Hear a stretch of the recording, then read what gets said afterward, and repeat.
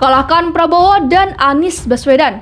Kinerja Ganjar Pranowo buat dirinya kuasai suara kaum muda. Dalam simulasi semi terbuka, nama Ganjar Pranowo mendapat dukungan paling besar yaitu 24%.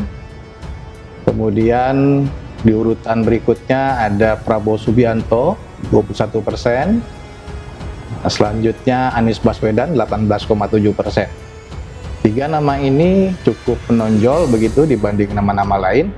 Perubahan dukungan untuk Ganjar yang warna merah itu mengalami kenaikan dari 8,8% di Maret 2021 menjadi 24% pada Oktober 2022. Mas Ganjar, kriteria apa yang disampaikan Mas Arya Fernandes tadi sangat memenuhi. Salah satu poin yang tadi disampaikan Mas Arya adalah tokoh yang merakyat dan sederhana. Kalau ditanya berkaitan dengan program keberpihakan terhadap kaum muda, salah satu adalah yang dilakukan Mas Ganjar di Jawa Tengah adalah mengedukasi masyarakat itu melek digital. Itu selalu yang digaung-gaungkan oleh Mas Ganjar. Semua laporan itu berbasis digital. Nah, ini yang menjadi terobosan di Jawa Tengah yang dilakukan oleh Mas Ganjar, itu salah satunya. Survei ada di peringkat paling atas ini tentu saja sangat menarik untuk menjadi magnet ya.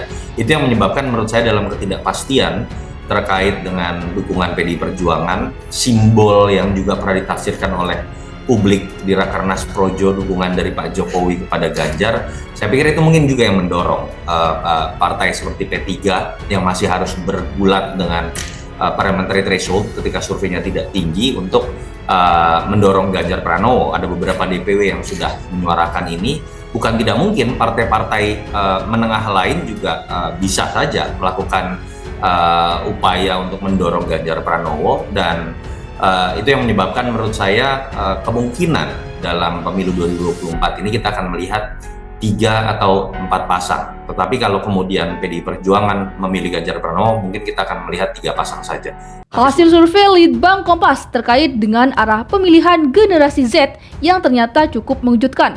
Bagaimana tidak, hasil survei tersebut menunjukkan Ganjar Pranowo menjadi pilihan mayoritas generasi tersebut dengan elektabilitas yang sangat tinggi dibanding lawannya, yakni sebesar 28,1%.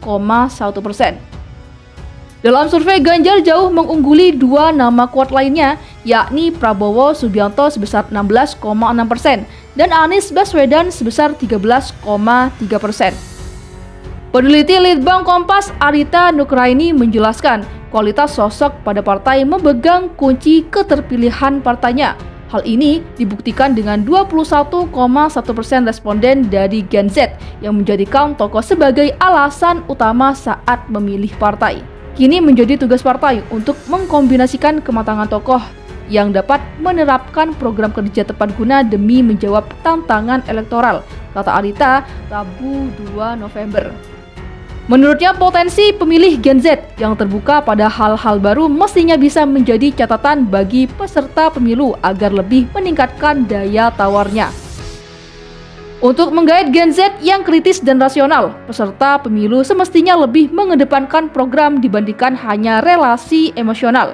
Survei Litbang Kompas dilakukan pada 24 September sampai 7 Oktober 2022 yang melibatkan 1.200 responden dan dipilih secara acak menggunakan metode pencuplikan sistematis bertingkat di 34 provinsi. Generasi Z dalam survei ini merupakan responden yang berusia antara 17 hingga 25 tahun. Tingkat kepercayaan survei ini mencapai 95% dengan margin of error sekitar 2,8%.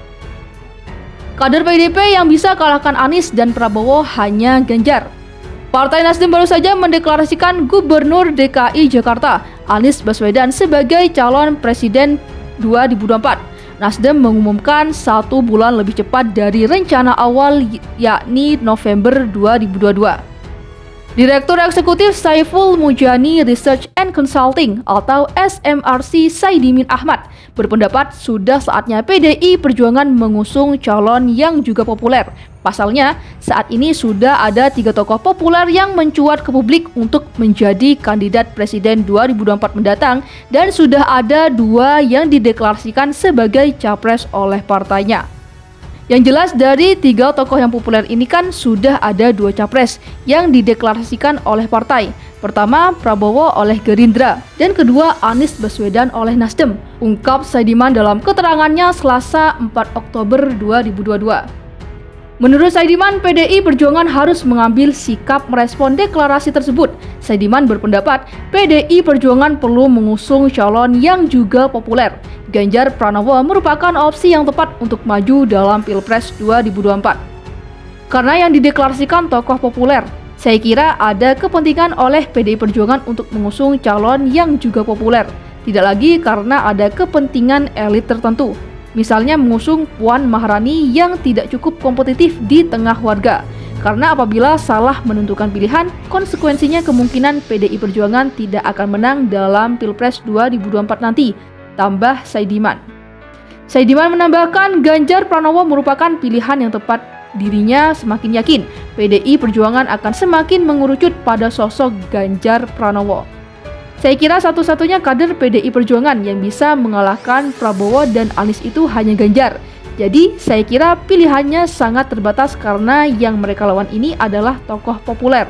Setelah deklarasi ini saya kira PDI Perjuangan akan makin mengerucut kepada Ganjar karena hanya dia calon yang mampu untuk bersaing, ujarnya. Saat Nasdem deklarasi Anies, Jokowi bertemu Ganjar di Semarang. Dalam rangka kunjungan kerja di Semarang, Jawa Tengah, Presiden Joko Widodo disambut di Bandara Ahmad Yani, Kota Semarang oleh Gubernur Jawa Tengah Ganjar Pranowo. Momen pertemuan tersebut bertepatan dengan deklarasi Partai Nasdem yang mengusung Anies Baswedan sebagai Capres 2024. Adapun Ganjar santer dikabarkan berpeluang maju sebagai calon Presiden RI jika PDI Perjuangan memberikan restu. Sementara dalam sambutan di acara Rakernas 5 Projo atau Relawan Pro Jokowi di Magelang, Presiden Jokowi belum menyatakan arah dukungan untuk Pilpres 2024 mendatang.